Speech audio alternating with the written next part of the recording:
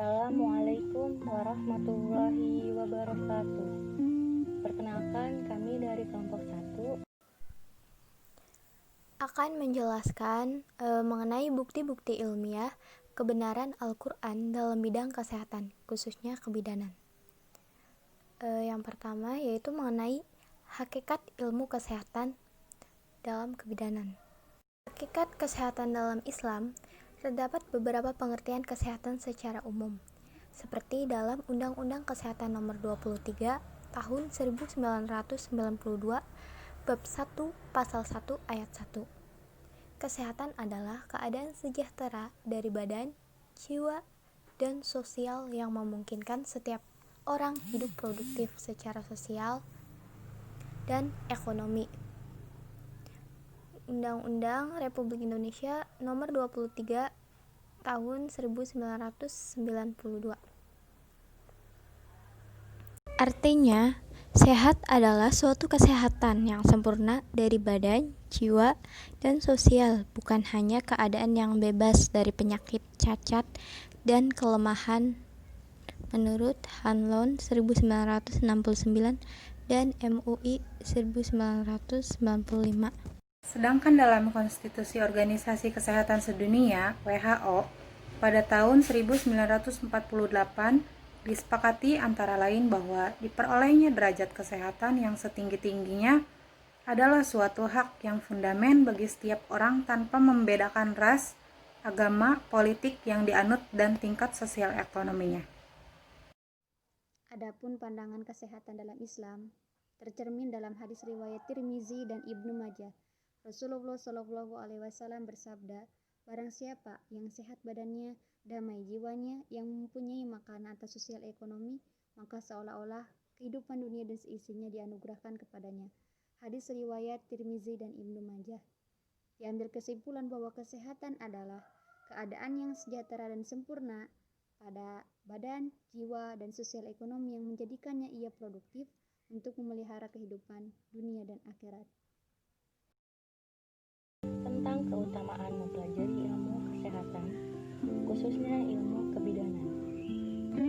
Menuntut ilmu adalah kewajiban bagi setiap muslim.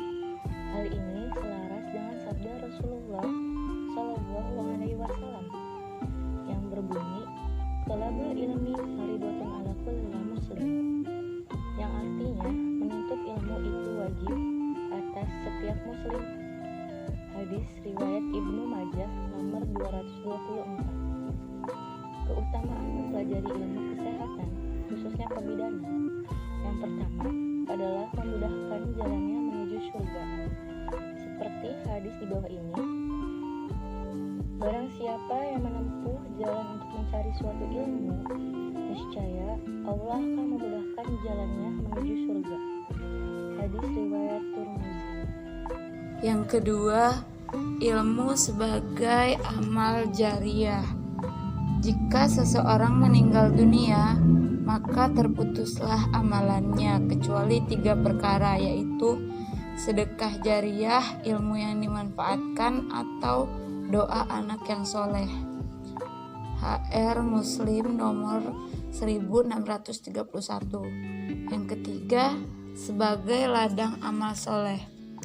Ketika seseorang mempelajari sesuatu ilmu, khususnya ilmu kebidanan, dan dapat mengamalkannya dengan baik, ini dapat menjadi ladang pahala dengan cara memberikan asuhan kebidanan yang terbaik dan secara islami terhadap ibu, sehingga dalam menjalani proses kehamilan dan persalinannya, ibu juga dapat memanfaatkannya sebagai ladang amal soleh.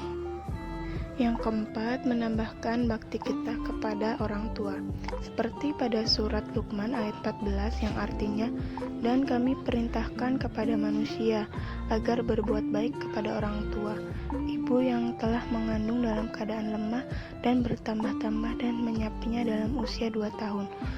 Bersyukurlah kepadaku dan kepada kedua orang tuamu, hanya kepada aku kembalimu. Yang kelima, mengetahui penciptaan dan pembentukan janin. Awal pembentukan janin sejak dini diantaranya firman Allah surat Al-Insan tentang proses penciptaan manusia. Sungguh kami telah menciptakan manusia dari setetes mani yang bercampur, yang kami hendak mengujinya dengan perintah dan larangan. Karena itu kami jadikan dia mendengar dan melihat. Dan seperti pada firman Allah surat Al-Alaq, dia telah menciptakan manusia dari segumpal darah. Sekian materi yang dapat kami sampaikan, kurang lebihnya mohon maaf. Wabillahi taufik wa hidayah. Wassalamualaikum warahmatullahi wabarakatuh.